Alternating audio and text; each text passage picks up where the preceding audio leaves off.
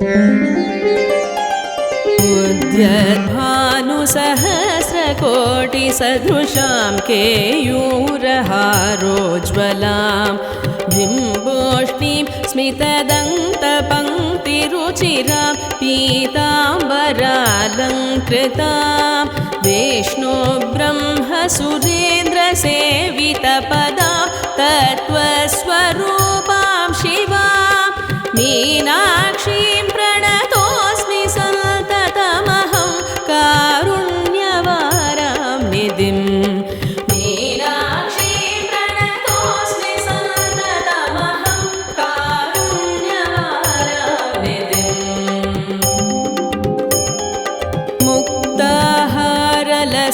किरीटरुचिरां पूर्णेन्दुवक्त्रप्रभां सिञ्चन्नूपुरकिङ्किणीमणिधरां पद्मप्रभाभासुरां सर्वाभीष्टफलप्रदां गिरिसुतां वाणीरमासेवितां मीनाक्षीं प्रणतोऽस्मि सन्ततमहं निधिम् मीनाक्षीं प्रणतोऽस्मि सन्ततमहं कारुण्यवारां निधिम् श्रीविद्यां शिववामभागनिलयां ह्रीङ्कारमन्त्रोज्ज्वलां श्रीचक्राङ्कितबिन्दुमध्यवसतिं श्रीमत्सभानायकीं श्रीमच्छण्मुखविघ्नराजजननीं श्रीमज्जगन्मोहिनीं मीनाक्षीं प्रणतोऽस्मि सन्ततमहं कारुण्यवारां निधिम् मीनाक्षीं प्रणतोऽस्मि सन्ततमहं कारुण्यवारां निधिम् श्रीमत्सुन्दरनायकीं भयहरां ज्ञानप्रदां निर्मलां श्यामाभां कमलासनार्चितपदां नारायणस्यानुजां वीणावेणुमृदङ्गवाद्यरसिकां नानाविधामम्बिकां मीनाक्षीं प्रणतोऽस्मि सन्ततमहं कारुण्यवारां निधिम् मीनाक्षीं प्रणतोऽस्मि सन्ततमहं कारुण्यवारां निधिम् नानायोगिमुनीन्द्रहृन्निवसतिं नानार्थसिद्धिप्रदां नानापुष्पविराजिताङ्घ्रियुगणां नारायणेनार्चितां नादब्रह्ममयीं परात्परतरां नानार्थतत्त्वात्मिकां मीनाक्षीं प्रणतोऽस्मि सन्ततमहं कारुण्यवारां निधिम् मीनाक्षीं प्रणतोऽस्मि सन्ततमहं कारुण्यवारां निधिम् इति श्रीमत्परमहंस परिव्रजकाचार्यस्य श्रीगोविन्दभगवत्पूज्यपादशिष्यस्य श्रीमच्छङ्करभगवत कृतो मीनाक्षी पञ्चरत्नस्तोत्रं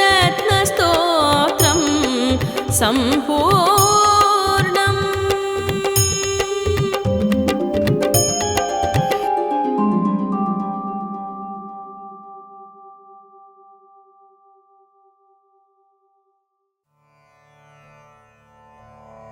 मधुरापुरी नायिके नमस्ते मधुरालाभिषुकाभिरामहस्ते मलयध्वज पाण्ड्यराजकन्ये मयि मीनाक्षि कृपां विधेहि धन्ये कचनिर्झितकालमेघकान्ते कमलासेवितपादपङ्कजान्ते मधुरापुरवल्लभेष्टकान्ते मयि मीनाक्षि दयां विदेहि शान्ते कुचयुग्मविधूत चक्रवाके कृपया पालित सर्वजीवलोके मलयध्वज सन्तते पताके मयि मीनाक्षि कृपां निदेहि भागे विधिवाहन जेतृकेलियाने विमतमोटन पूजितापधाने मधुरे क्षणभावभूतमीने मयि मीनाक्षि कृपां विदेहि दीने तपनीय पयोजिनी तटस्थे दुहिनप्राय महीधरोधरस्थे मदनारि परिग्रहे कृतार्थे मयि मीनाक्षि कृपां निदेहि सार्थे कलकीरकलोक्तिनाथ दक्षे कलितानेक जगन्निवासि रक्षे मदनाशुकहल्लकान्तपाणे मयि मीनाक्षि कृपां कुरु प्रवीणे मधुवैरिविरिञ्च मुख्य सेव्ये मनसा भावित चन्द्रमौळिसव्ये तरसा परिभूत यज्ञहव्ये मयि मीनाक्षि कृपां विदेहि भव्ये जगदम्ब कदम्ब मूलवासे कमलामोदमुखेन्दुमन्दहासे मदमन्दिर चारुदृग्विलासे मयि मीनाक्षि कृपां विदेहि दासे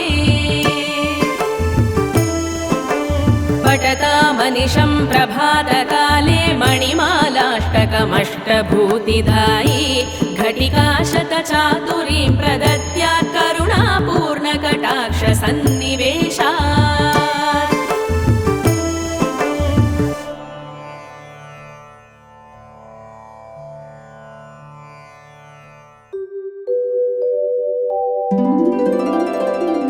श्रीविद्ये शिववामभागनिलये श्रीराजराजार्चिते श्रीनाथादिगुरुस्वरूपविभवे चिन्तामणिपीठिके श्रीवाणी गिरिजानुताङ्घ्रिकमले श्रीशाम्भवी श्रीशिवे मध्याह्ने मलयध्वजादिपसुते मां पाहि मीनाम्बिके मां पाहि मीनाम्बिके मां पाहि मीनाम्बिके मां पाहि मीनाम्बिके मां पाहि मीनाम्बिके मां पाहि मीनाम्बिके मां पाहि मीनाम्बिके आर्ताली वरदेन ताभयकरे वक्षोजबारान्विते वेद्ये वेदकालाभमौलिविधिते विद्युल्लता विग्रहे माधपूर्णसुधारसार्द्रहृदये मां पाहि मीनाम्बिके मां पाहि मीनाम्बिके मां पाहि मीनाम्बिके मां पाहि मीनाम्बिके मां पाहि मीनाम्बिके कोटिराङ्गतरत्नकुण्डलधरे कोदण्डबाणाञ्चिते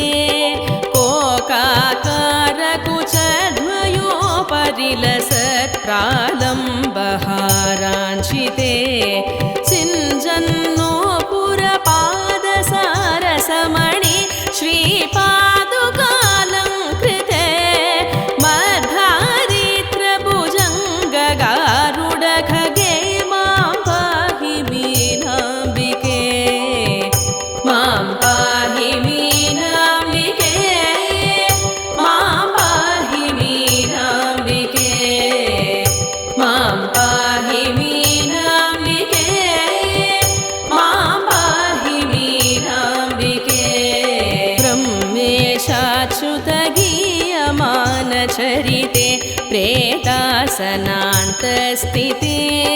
पाशोदङ्कुशचा मामलेन्दुषूडाञ्चिते बाले बालकुरङ्गलोलनयने बालार्ककोट्युज्ज्वले मुद्राराधितदेवते मुनिसुते मां पाहि मीनाम्बिके मां पाहि मीनाम्बिके मां पाहि मीनाम्बिके मां पाहि मीनाम्बिके मां पाहि मीनाम्बिके गन्धर्वामरयक्षपन्नगनुते गङ्गाधरालिङ्गिते गायत्री गरुडासने कमलजे सुश्यामले सुस्थिते कातीते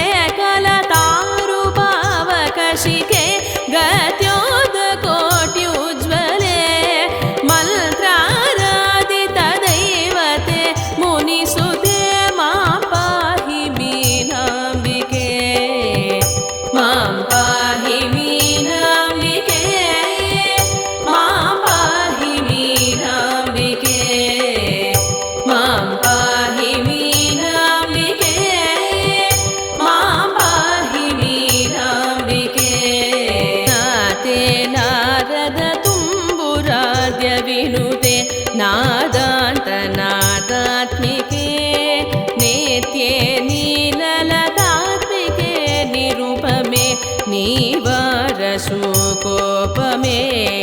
कान्ते कामकले कदम्बनिलये कामेश्वराङ्गस्थिते मद्विद्ये मदभीष्टकल्पलतिके मां पाहि मीनाम्बिके मां पाहि मीनाम्बिके मां पाहि मीनाम्बिके मां पाहि मीनाम्बिके मां पाहि मीनाम्बिके वीणानादनिमीलितार्धनयने विस्रस्तचूलीभरे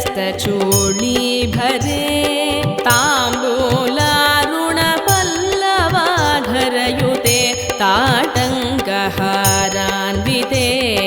श्यामे चन्द्रकलावतं सकलिते कस्तूरिकापालिके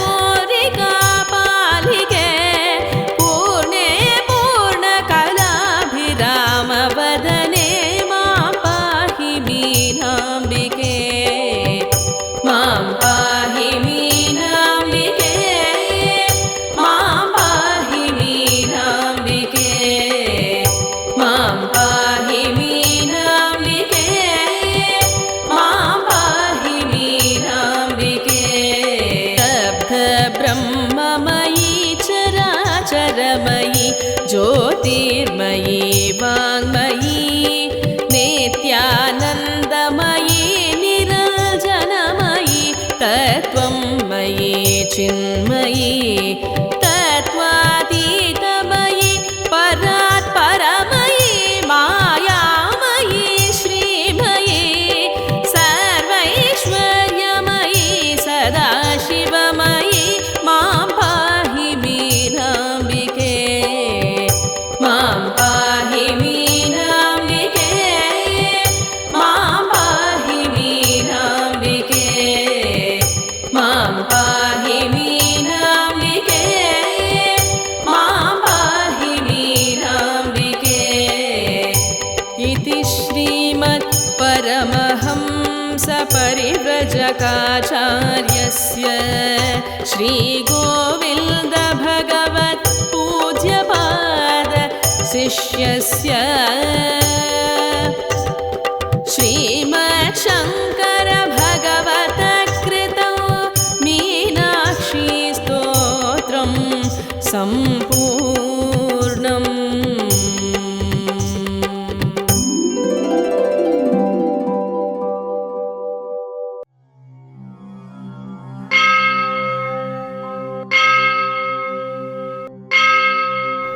ॐ मातङ्ग्यै नमः।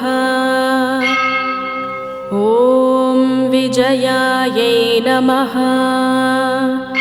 ॐ श्यामायै नमः। ॐ सचिवेश्यै नमः। ॐ शुकप्रियायै नमः। ॐ नीभप्रियायै नमः। ॐ कदम्भेश्यै नमः। ॐ मधुकूर्णितलोचनायै नमः। ॐ भक्तानुरक्तायै नमः। ॐ मन्त्रास्यै नमः। ॐ पुष्पिन्यै नमः। ॐ मन्त्रिण्यै नमः। ॐ शिवायै नमः। ॐ कलवत्यै नमः। ॐ रक्तवस्त्रायै नमः। ॐ अभिरामायै नमः। ॐ सुमध्यमायै नमः। ॐ त्रिकोणमध्यनिलयायै नमः। ॐ चारुचन्द्रावधंसिन्यै नमः। ॐ रहःपूज्यायै नमः। ॐ रहःकेल्यै नमः। ॐ योनिरूपायै नमः। ॐ महेश्वर्यै नमः। ॐ भगप्रियायै नमः। ॐ भगाराध्यायै नमः। ॐ शुभगायै नमः। ॐ बघमालिन्यै नमः। ॐ चतुर्बाहवे नमः। ॐ सुवेण्यै नमः। ॐ चारुहासिन्यै नमः। ॐ मधुप्रियायै नमः। ॐ श्रीजनन्यै नमः। ॐ सर्वाण्यै नमः। ॐ शिवात्मिकायै नमः। ॐ राज्यलक्ष्मीप्रदायै नमः। ॐ नित्यायै नमः। ॐ नीपोध्यानवासिन्यै नमः। ॐ वीणावाधिन्यै नमः। ॐ कम्बुकण्ठ्यै नमः। ॐ कामेश्यै नमः। ॐ यज्ञरूपिण्यै नमः। ॐ सङ्गीतरसिकायै नमः। ॐ नादप्रियायै नमः। ॐ नीलोत्पलद्युत्यै नमः। ॐ मातङ्गतनयायै नमः। ॐ लक्ष्म्यै नमः। ॐ व्यापिन्यै नमः। ॐ सर्वज्ञै नमः। ॐ दिव्यचन्दनदिग्धाङ्ग्यै नमः। ॐ यावकरत्रपदाम्बुजायै नमः। ॐ कस्तूरितिलकायै नमः। ॐ सुभ्रुवे नमः। ॐ बिम्भोष्ट्यै नमः। ॐ मदालसायै नमः। ॐ विद्याराज्ञै नमः। ॐ भगवत्यै नमः। ॐ सदापनानुमोदिन्यै नमः। ॐ शङ्खताटङ्गिन्यै नमः। ॐ गुह्यायै नमः। ॐ योषित्पुरुषमोहिन्यै नमः। ॐ किङ्करीभूतगीर्वाण्यै नमः। ॐ कौलिन्यै नमः। ॐ अक्षररूपिण्यै नमः। ॐ विदुप्तकपोलबलकायै नमः। ॐ मुक्तारत्नविभूषितायै नमः। ॐ सुनासायै नमः। ॐ तनुमध्यायै नमः। ॐ श्रीविद्यायै नमः। ॐ सुधासागरवासिन्यै नमः। ॐ भुवनेश्वर्यै नमः। ॐ प्रतुस्तन्यै नमः।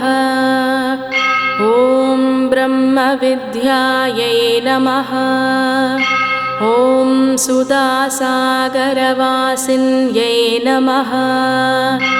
ॐ अनवध्याङ्ग्यै नमः।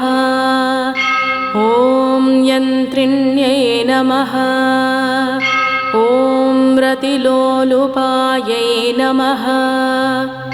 ॐ त्रैलोक्यसुन्दर्यै नमः।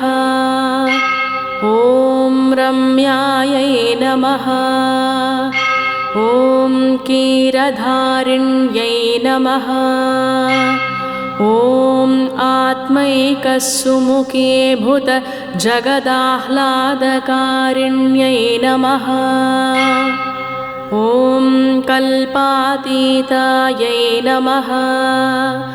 ॐ कुण्डलिन्यै नमः। ॐ कलाधरायै नमः। ॐ मनस्विन्यै नमः। ॐ अचिन्त्यानन्दविभवायै नमः। ॐ रत्नसिंहासनेश्वर्यै नमः। ॐ पद्मासनायै नमः। ॐ कामकलायै नमः। ॐ स्वयंभूकुसुमप्रियायै नमः। ॐ कल्याण्यै नमः। ॐ नित्यपुष्पायै नमः। ॐ शाम्भव्यै नमः। ॐ सर्वविद्याप्रदायै नमः। ॐ वाच्यै नमः। ॐ गुह्योपनिषदुत्तमायै नमः। ॐ नृपवेश्यकर्यै नमः। ॐ भोक्त्र्यै नमः। ॐ जगत्प्रत्यक्षसाक्षिणे नमः।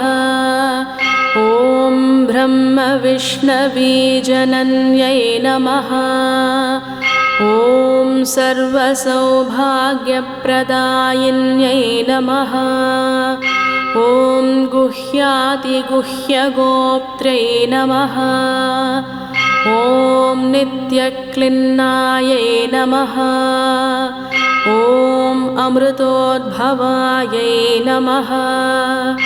ॐ कैवल्यधात्र्यै नमः। ॐ वशिन्यै नमः। ॐ सर्वसम्पत्प्रदायिन्यै नमः। ॐ ब्रह्मविद्यायै नमः। ॐ श्यामलाम्बिकायै नमः। ॐ भवस्य देवस्य पत्न्यै नमः।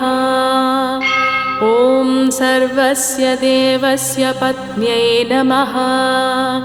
ॐ ईशानस्य देवस्य पत्न्यै नमः। ॐ पशुपतेर्देवस्य पत्न्यै नमः। ॐ उग्रस्य देवस्य पत्न्यै नमः।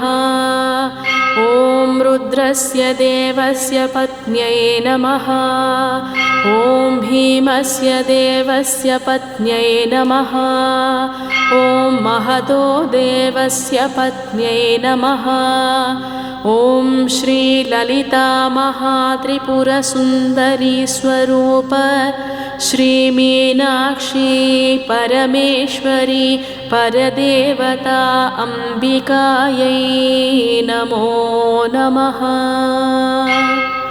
ॐ श्री श्री श्री मीनाक्षी अष्टोत्तरशतनामावलिः।